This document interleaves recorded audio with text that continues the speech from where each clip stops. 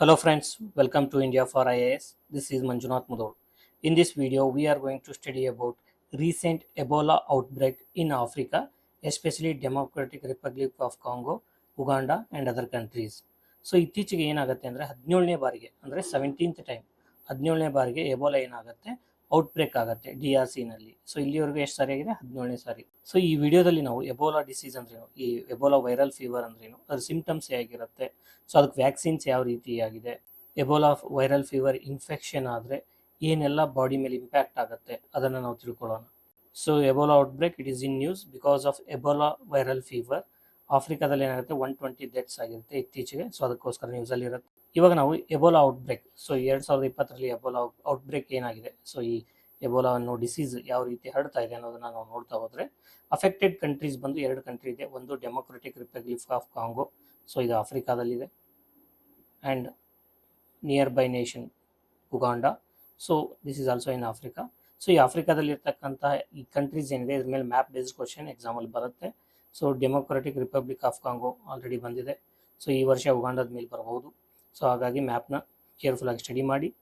So ಈ Ebola ಔಟ್ಬ್ರೇಕಿಗೆ, ಈ Ebola viral ಫೀವರ್ಗೆ ಕಾರಣವಾದಂಥ virus ಯಾವುದು ಅಂತಂದರೆ ಬುಂಡಿಬ್ಯೂಗ್ಯೋ ವೈರಸ್. ಸೊ ಇದನ್ನು ಏನಂತ ಕರಿತೀವಿ? ಬುಂಡಿಬ್ಯೂಗ್ಯೋ ವೈರಲ್ ಡಿಸೀಸ್ ಅಂತಲೂ ಕರಿತೀವಿ. ಸೊ ಈ ಎಬೋಲಾನ ಈ 2026ಅಲ್ಲಿ ಔಟ್ಬ್ರೇಕ್ ಆದಂಥ ಎಬೋಲಾ ವೈರಲ್ ಫೀವರ್ನ ಸೊ ಈ WHO ವರ್ಲ್ಡ್ ಹೆಲ್ತ್ ಆರ್ಗನೈಸೇಷನ್ ಏನಿದೆ, ಸೊ ಇದನ್ನ ಏನಂತ ಡಿಕ್ಲೇರ್ ಮಾಡುತ್ತೆ ಅಂದರೆ public health emergency of international concern ಅಂತ ಡಿಕ್ಲೇರ್ ಮಾಡುತ್ತೆ. ಸೊ ಇದರ ಅರ್ಥ if any disease or any fever or if it is declared as public health emergency of international concern, then it is going to spread to other countries in Africa and also other continents. ಬೇರೆ ಕಂಟ್ರೀಸ್ಗೂ ಹರಡುತ್ತೆ ಮತ್ತು ಬೇರೆ continents, ಆಫ್ರಿಕಾದಿಂದ ಇದೇನಾಗ್ಬೋದು, so ಏಷ್ಯಾಗೆ ಹರಡ್ಬೋದು, ಯುರೋಪ್ಗೆ ಹರಡ್ಬೋದು, Mediterranean Nations ಏನಿದೆ ಅಲ್ಲಿ ಕೂಡ ಹರಡುವ ಸಾಧ್ಯತೆಗಳಿದೆ ಅಂತ ಡಿಕ್ಲೇರ್ ಮಾಡಿರುತ್ತೆ. ಸೊ ನಾವು we will discuss what is Ebola viral fever. So Ebola it is a severe viral haemorrhagic fever. So ಇದೇನು, it is a viral fever and it is a haemorrhagic. Haemorrhagic ಅಂತಂದರೆ ಅಂದರೆ blood vessels ಏನಿದೆ ಅದಕ್ಕೆ affect ಮಾಡುತ್ತೆ, and it is a fever ಅಂತಂದರೆ ಇದು ಜ್ವರ ಆಗಿರುತ್ತೆ. So it is mainly caused by viruses belonging to the family of Ebola. So Ebola virus family ಏನಿದೆ, ಸೊ ಇದರಲ್ಲಿ ಸುಮಾರು ವೈರಸಸ್ ಬರುತ್ತೆ. ಸೊ ಅದರಲ್ಲಿ ಯಾವುದಾದ್ರೂ ಒಂದು ವೈರಸ್ಸಿಂದ ಎಬೋಲಾ ಫೀವರ್ ಬರ್ಬೋದು. ಸೊ ಇತ್ತೀಚೆಗೆ ಔಟ್ಬ್ರೇಕ್ ಆದಂಥ ಅಂದರೆ ಇವಾಗೇನು DRC ಡೆಮೊಕ್ರೆಟಿಕ್ ರಿಪಬ್ಲಿಕ್ ಆಫ್ ಕಾಂಗೋನಲ್ಲಿ ಇವಾಗೇನು ಎಬೋಲಾ ಹರಡುತ್ತಿದೆ, ಸೊ ಇದಕ್ಕೆ ಕಾರಣವಾದಂಥ ವೈರಸ್ ಯಾವುದು ಅಂತಂದರೆ ಬುಂಡಿಬ್ಯೂಗ್ಯೋ ವೈರಸ್. ಸೊ ಇದನ್ನೇನಂತ ಕರಿತೀವಿ? ಬುಂಡಿಬ್ಯೂಗ್ಯೋ ವೈರಸ್ ಅಂತ ಕರಿತೀವಿ. So this Ebola viral haemorrhagic fever it is characterised by high fever. ತುಂಬ ಜ್ವರ ಇರುತ್ತೆ, ಇಂಟರ್ನಲ್ ಬ್ಲೀಡಿಂಗ್ ಆಗುತ್ತೆ because it affects the blood vessels and multi organ failure ಆಗೋ ಸಾಧ್ಯತೆಗಳಿರುತ್ತೆ. ಸೊ ಇದೆಲ್ಲ ಆದಾಗ ಏನಾಗುತ್ತೆ, ವ್ಯಕ್ತಿ ಸತ್ತೋಗ್ತಾನೆ. ಸೊ ಬದುಕುಳಿಯೋದು ತುಂಬ ಕಷ್ಟ ಇರುತ್ತೆ. Then why this outbreak is serious, ಏನಕ್ಕೆ ಸೀರಿಯಸ್ ಆಗಿದೆ ಅಂತ ನಾವು ಈ ಔಟ್ಬ್ರೇಕ್ ಏನಕ್ಕೆ ಸೀರಿಯಸ್ ಇದೆ ಅಂತ ನಾವು ನೋಡ್ತಾ ಹೋದರೆ, so this is the 17th outbreak in DRC democratic republic of Congo ಏನಿದೆ, ಸೊ ಅದರಲ್ಲಿ ಇದು 17ನೇ ಸಾರಿ ಈ ಎಬೋಲಾ ಔಟ್ಬ್ರೇಕ್ ಕಂಡುಬರುತ್ತೆ, ಈ ಎಬೋಲಾ ಫೀವರ್ ಕಂಡುಬರುತ್ತೆ. So this has a tendency of cross border transmission. So already ಇದೇನಾಗ್ತಿದೆ, DRCಯಿಂದ ಉಗಾಂಡಾಗೆ ಕ್ರಾಸ್ ಬಾರ್ಡರ್ ಟ್ರಾನ್ಸ್ಮಿಷನ್ ಆಗ್ತಿದೆ. ಇವಾಗ ನಾವು ಕೊರೋನಾ ನೋಡಿದ್ವಿ, ಕೊರೋನಾ ಯಾವ ರೀತಿ ಒಬ್ಬ ವ್ಯಕ್ತಿಯಿಂದ ಇನ್ನೊಬ್ಬ ವ್ಯಕ್ತಿ ಹರಡುತ್ತಿತ್ತು, ಅದೇ ರೀತಿ ಈಗ ಏನಾಗ್ತಿದೆ ಅಂತಂದರೆ ಎಬೋಲಾ DRCಯಿಂದ ಉಗಾಂಡಾದಲ್ಲಿ ಇರ್ತಕ್ಕಂಥ ಜನರು ಕೂಡ ಹರಡ್ತಾ ಇದೆ. So this spread it is reported mainly in capital cities, so Kinshasa ಮತ್ತು ಕಂಪಾಲ. ಸೊ ಈ ಕಿನ್ಹಾಸ ಮತ್ತು ಕಂಪಾಲ ಏನು ಕ್ಯಾಪಿಟಲ್ ಸಿಟೀಸ್ ಇದೆ, ಸೊ ಈ ಕ್ಯಾಪಿಟಲ್ ಸಿಟೀಸಲ್ಲೂ ಕೂಡ ಇದು ಕಂಡು ಬಂದಿದೆ. ಸೊ ಇವಾಗ ನೀವು ಕಮೆಂಟ್ ಮಾಡಿ, ಕಿನ್ಹಾಸ ಬಂದು ಯಾವ ಕಂಟ್ರಿಯ ಕ್ಯಾಪಿಟಲ್ ಸಿಟಿ ಆಗಿದೆ ಆ್ಯಂಡ್ ಕಂಪಾಲ ಬಂದು ಯಾವ ಕಂಟ್ರಿಯ ಕ್ಯಾಪಿಟಲ್ ಸಿಟಿ ಆಗಿದೆ. ಸೊ ಇದನ್ನು ನೀವು ಗೂಗಲ್ ಮಾಡಿದೆ ಮ್ಯಾಪ್ ನೋಡಿ, ಮ್ಯಾಪ್ ಮುಖಾಂತರ ಕಮೆಂಟ್ ಮಾಡಿ. ಸೊ ಈ ಬುಂಡಿಬ್ಯೂಗ್ಯೋ ವೈರಸ್ ಏನಿದೆ, ಈ ಬುಂಡಿಬ್ಯೂಗ್ಯೋ ಸ್ಟ್ರೇನ್ ಏನಿದೆ, ಸೊ ಇದಕ್ಕೆ ಯಾವುದೇ ರೀತಿಯಾದ ಒಂದು ವ್ಯಾಕ್ಸಿನ್ ಇಲ್ಲ and there is no specific treatment to this Ebola outbreak. So that's why it is a very serious concern. So the major risk ಯಾರಿಗಿರುತ್ತೆ ಅಂತಂದರೆ, ಎಲ್ಲಿ ವೀಕ್ ಹೆಲ್ತ್ ಕೇರ್ ಸಿಸ್ಟಮ್ಸ್ ಇರುತ್ತೆ, ಯಾವ ಕಂಟ್ರಿನಲ್ಲಿ ಹೆಲ್ತ್ ಕೇರ್ ಸಿಸ್ಟಮ್ ಡೆವಲಪ್ ಆಗಿರಲ್ಲ, ಅಲ್ಲಿ ಏನಾಗುತ್ತೆ, so this will cause very serious threats to the common people. ಇವಾಗ ನಾವು ಈ ಎಬೋಲಾ ವೈರಸ್ ಏನಿದೆ ಇದರ ಒರಿಜಿನ್ನು ಮತ್ತು ಅದು ಯಾವ ಪ್ರಾಣಿಗಳಲ್ಲಿ ಈ ವೈರಸ್ಗಳು ಹುದುಗಿರ್ತವೆ ಅಂತ ನಾವು ನೋಡ್ತಾ ಹೋದರೆ, ಸೊ ನ್ಯಾಚುರಲ್ ರಿಸರ್ವಿಯರ್ ಬಂದು ಫ್ರೂಟ್ ಬ್ಯಾಟ್ಸ್ ಅಂತ ಇರುತ್ತೆ. ಸೊ ಬಾವಲಿ ಅಂತ ಏನು ಕರಿತೀವಿ, ಬ್ಯಾಟ್ಸ್. ಸೊ ಈ ಫ್ರೂಟ್ ಈಟ್ ಮಾಡ್ತಕ್ಕಂಥ ಫ್ರೂಟ್ ಬ್ಯಾಟ್ಸ್ ಏನಿದೆ, ಸೊ ಅದರಲ್ಲಿ ಕಂಡು ಬರುತ್ತೆ. ಫ್ಯಾಮಿಲಿ ಯಾವುದಂತಂದರೆ Pteropodidae family. So fruit bats natural reservoir ಆಗಿರುತ್ತೆ. ಸೊ ಈ ಫ್ರೂಟ್ ಬ್ಯಾಟ್ಸಿಂದ ಸ್ಪಿಲ್ ಓವರ್ ಆಗಿ ಯಾವ್ಯಾವ ಪ್ರಾಣಿಗಳಲ್ಲಿ ಈ ವೈರಸ್ ಕಾಣ್ಕೊಳ್ಳುತ್ತೆ ಅಂತ ನಾವು ನೋಡೋದಾದರೆ, ಸೊ ಯಾವ ರೀತಿ ಹ್ಯೂಮನ್ಸ್ಗೆ ಟ್ರಾನ್ಸ್ಮಿಷನ್ ಆಗುತ್ತೆ ಅಂತ ನಾವು ನೋಡೋದಾದರೆ, this transmits through contact with infected fruit bats, non-human primates, porcupines, blood and bodily fluids of infected animals. So ಈ ರೀತಿ ಇದೇನಾಗುತ್ತೆ, ಮನುಷ್ಯನಿಗೆ ಹರಡುತ್ತೆ.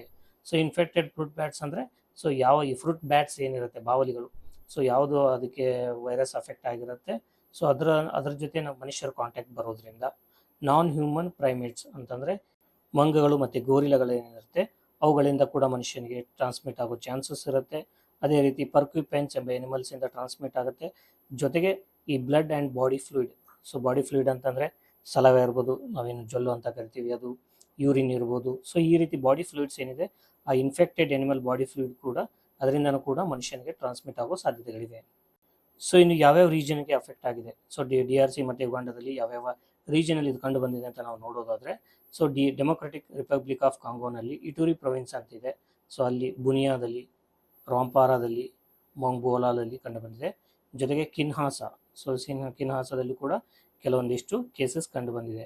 So Kinshasa it is the capital city of DRC. ಉಗಾಂಡದಲ್ಲಿ ಎಲ್ಲಿ ಕಂಡು ಬಂದಿದೆ, ಕಂಪಾಲದಲ್ಲಿ ಕಂಡು ಬಂದಿದೆ.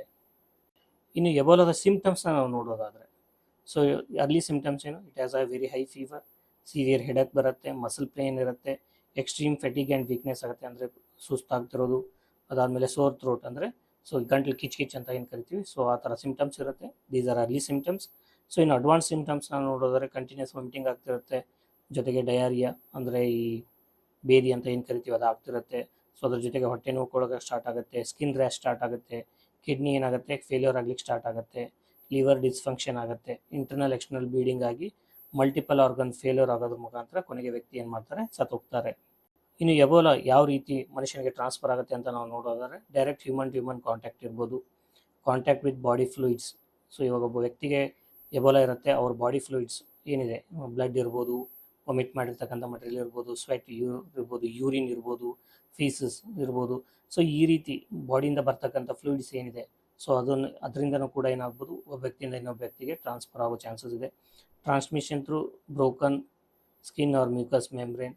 ಸೊ ಇವಾಗ ಗಾಯಗಳಿರುತ್ತೆ, ವೂಂಡ್ಸ್ ಇರುತ್ತೆ, ಕಣ್ಣಿಂದ ಬರ್ತಕ್ಕಂಥ ಏನಾದರೂ ಒಂದು ಫ್ಲೂಯಿಡ್ ಇರ್ಬೋದು, ಮೂಗಿನಿಂದ ಬರ್ತಕ್ಕಂಥ ಫ್ಲೂಯಿಡ್ ಇರ್ಬೋದು, ಅಥವಾ ಬಾಯಿಂದ ಬರ್ತಕ್ಕಂಥ ಫ್ಲೂಯಿಡ್ಸ್ ಇರ್ಬೋದು, ಇದರಿಂದನೂ ಕೂಡ ಏನಾಗುತ್ತೆ, ಎಬೋಲಾ ಟ್ರಾನ್ಸ್ಫರ್ ಆಗುತ್ತೆ. ಕಂಟಾಮಿನೇಟೆಡ್ ಆಬ್ಜೆಕ್ಟ್ಸ್ ಇರುತ್ತೆ, ಲೈಕ್ ಇನ್ಫೆಕ್ಟೆಡ್ ಬೆಡ್ಡಿಂಗ್, ಹಾಸಿಗೆಗಳು, ಕ್ಲೋತ್ಸ್, ಉಟ್ಕೊಳ್ಳೋ ಬಟ್ಟೆಗಳಿರ್ಬೋದು, ನೀಡಲ್ಸ್ ಇರುತ್ತೆ, ಸೊ ಮೆಡಿಕಲ್ ಎಕ್ವಿಪ್ಮೆಂಟ್ ಇರುತ್ತೆ. ಸೊ ಇದರಲ್ಲಿ ವೈರಸಸ್ ಇರುತ್ತೆ. ಟ್ರೀಟ್ಮೆಂಟ್ ಮಾಡಿದ ಯಾವ ವ್ಯಕ್ತಿ ಟ್ರೀಟ್ ಮಾಡಿರ್ತೀವಿ ಅಥವಾ ಯಾವ ವ್ಯಕ್ತಿ ಅಫೆಕ್ಟ್ ಆಗಿರುತ್ತೆ, ಸೊ ಅಲ್ಲಿ ಯೂಸ್ ಮಾಡಿದಾಗ ಅಲ್ಲಿ ಅವ್ರ ಬಾಡಿಯಿಂದ ಈ ವೈರಸ್ಗಳು ಬಂದಿರುತ್ತೆ. ಸೊ ಈ ಇಕ್ವಿಪ್ಮೆಂಟ್ಸ್ನ ಬೇರೆ ವ್ಯಕ್ತಿಗೆ ಯೂಸ್ ಮಾಡಿದ್ರೆ, ಸೊ ಆ ವ್ಯಕ್ತಿಗೂ ಕೂಡ ಟ್ರಾನ್ಸ್ಫರ್ ಆಗುತ್ತೆ. ದೆನ್ ಈ ಹೆಲ್ತ್ ಕೇರ್ ಹಾಸ್ಪಿಟಲ್ ಮತ್ತು ಈ ಲ್ಯಾಬ್ಗಳಲ್ಲಿ ವರ್ಕ್ ಮಾಡ್ತಿರ್ತಾರಲ್ಲ, ಅವ್ರಿಗೆ ಅಂದರೆ ಅವ್ರಿಗೆ ಅಟ್ಯಾಕ್ ಆಗೋದು ತುಂಬ ಪಾಸಿಬಿಲಿಟಿ ಜಾಸ್ತಿ ಇರುತ್ತೆ. ಏನಕ್ಕಂತಂದರೆ, ಸೊ ಅಲ್ಲಿ ಅವ್ರು ಏನಾದರೂ ಬೇಕಾಗಿರ್ತಕ್ಕಂಥ ಪ್ರೊಟೆಕ್ಟಿವ್ ಮೆಜರ್ಸ್ ಏನಿದೆ, infection control measures, personal protective equipments ಅಂತ ಏನಿರುತ್ತೆ, ಮಾಸ್ಕ್ ಇರ್ಬೋದು, ಸೊ ಗ್ಲೌಸ್ ಇರ್ಬೋದು, ಸೊ ಅದನ್ನ ಪ್ರಾಪರಾಗಿ ವೇರ್ ಮಾಡಿಲ್ಲ ಅಂತಂದರೆ ಅವ್ರಿಗೆ ಟ್ರಾನ್ಸ್ಮಿಟ್ ಆಗೋ ಚಾನ್ಸಸ್ ಜಾಸ್ತಿ ಇದೆ. ಇನ್ನು ಟ್ರೆಡಿಷ್ನಲ್ ಬ್ಯೂರಲ್ ಪ್ರಾಕ್ಟೀಸ್ ಅಂದರೆ ಇವಾಗ ನಾವು ಕನ್ವೆನ್ಷನಲ್ ಆಗಿ, ಸೊ ಏನು ನಾವು ಒಬ್ಬ ವ್ಯಕ್ತಿ ಸತ್ತ ನಂತರ ಅಂತ್ಯ ಸಂಸ್ಕಾರ ಮಾಡ್ತೀವಿ, ಅದನ್ನು ಮಾಡೋದ್ರಿಂದ ಕೂಡ ಅಲ್ಲಿ ಡೈರೆಕ್ಟ್ ಕಾಂಟ್ಯಾಕ್ಟ್ ಆಗೋದ್ರಿಂದ ಅಲ್ಲಿಂದನೂ ಕೂಡ ಎಬೋಲಾ ಟ್ರಾನ್ಸ್ಫರ್ ಆಗೋ ಚಾನ್ಸಸ್ ಇರುತ್ತೆ. ಇದ್ರ ಜೊತೆಗೆ ಎನಿಮಲ್ಸಿಂದ ಹ್ಯೂಮನ್ಸ್ಗೆ ಬರೋ ಚಾನ್ಸಸ್ ಇದೆ, that is spill over. So like fruit bats ಇರ್ಬೋದು, ಪ್ರೈಮೇಟ್ಸ್ ಇರ್ಬೋದು, ಪರ್ಕ್ಯುಪೈನ್ಸ್ ಇರ್ಬೋದು. ಸೊ ಈ ರೀತಿ. ಇನ್ನು ಇದರ ಟ್ರೀಟ್ಮೆಂಟ್ ಮತ್ತು ವ್ಯಾಕ್ಸಿನ್ ನಾವು ನೋಡೋದಾದರೆ, so as of now there is no specific approved cure method for Ebola virus. So there is no widely available vaccine. So ಇದಕ್ಕೆ ಬುಂಡಿಬ್ಯುಗೋ ಸ್ಟ್ರೇನ್ ಏನಿದೆ, ಸೊ ಇದಕ್ಕೆ ಯಾವುದೇ ರೀತಿಯಾದ ಒಂದು ವ್ಯಾಕ್ಸಿನ್ ಅವೈಲಬಿಲಿಟಿ ಇರಲ್ಲ. ಸೊ ಇನ್ನು ಇದಕ್ಕೆ ಏನು ಮಾಡ್ಬೋದು, ವ್ಯಕ್ತಿ ಎಬೋಲಾದಿಂದ ರಿಕವರ್ ಆಗಲಿಕ್ಕೆ ನಾವು ಸಪೋರ್ಟಿವ್ ಕೇರನ್ನು ಕೊಡಬೇಕಾಗತ್ತೆ. ಸೊ ಯಾವುದೇ ರೀತಿಯಾದ ಒಂದು ಕ್ಯೂರೇಟಿವ್ ಮೆಥಡ್ಸ್ ಇರಲ್ಲ, ಬಟ್ ಸಪೋರ್ಟಿವ್ ಕೇರ್ ಕೊಡ್ತಾರೆ. ಯಾವ ರೀತಿ ಅಂದರೆ ರಿಹೈಡ್ರೇಷನ್ ಮಾಡ್ತಾರೆ, ಎಲೆಕ್ಟ್ರೋಲೈಟ್ ಬ್ಯಾಲೆನ್ಸ್ ಮಾಡ್ತಾರೆ, oxygen therapy, treatment for secondary infections. So ಈಗ ಎಬೋಲಾದಿಂದ ಏನು ಸೆಕೆಂಡರಿ ಇನ್ಫೆಕ್ಷನ್ ಆಗುತ್ತೆ ಅದನ್ನು ಟ್ರೀಟ್ ಮಾಡ್ತಾರೆ. ಟ್ರೀಟ್ ಮಾಡೋದ್ರ ಮುಖಾಂತರ ವ್ಯಕ್ತಿಯನ್ನು ಉಳಿಸ್ಕೊಳ್ಳೋಕ್ಕೆ ಟ್ರೈ ಮಾಡ್ತಾರೆ. ಇನ್ನು ಪ್ರಿವೆಂಟಿವ್ ಮೆಜರ್ಸ್ ಯಾವ ರೀತಿ ಇದೆ ಅಂತ ನಾವು ನೋಡೋದಾದರೆ, ಪ್ರಿವೆಂಟಿವ್ ಆ್ಯಂಡ್ ಕಂಟ್ರೋಲ್ ಯಾವ ರೀತಿ ಮಾಡ್ಬೋದು ಅಂತಂದರೆ, ಪಬ್ಲಿಕ್ ಹೆಲ್ತ್ ಮೆಜರ್ಸ್ ಇದೆ. ಯಾವ ರೀತಿ ಐಸೋಲೇಷನ್ ಆಫ್ ಪೇಷಂಟ್ಸ್, ಸೊ ಪೇಷಂಟ್ಸ್ನ ಏನು ಮಾಡೋದು, ಕ್ವಾರಂಟೈನ್ ಮಾಡೋದು, ಕಾಂಟ್ಯಾಕ್ಟ್ ಟ್ರೇಸಿಂಗ್ ಮಾಡೋದು. ಲೈಕ್ ಕೊರೋನಾ ಟೈಮಲ್ಲಿ ನಾವು ಕಾಂಟ್ಯಾಕ್ಟ್ ಟ್ರೇಸಿಂಗ್ ಮಾಡ್ತಿದ್ವಲ್ಲ, first contact, second contact, secondary contact, primary contact ಅಂತ. ಸೊ ಆ ರೀತಿ ದೆನ್ ಕಮ್ಯುನಿಟಿನಲ್ಲಿ ಅವೇರ್ನೆಸ್ ಕ್ರಿಯೇಟ್ ಮಾಡೋದು ಎಬೋಲಾ ಬಗ್ಗೆ.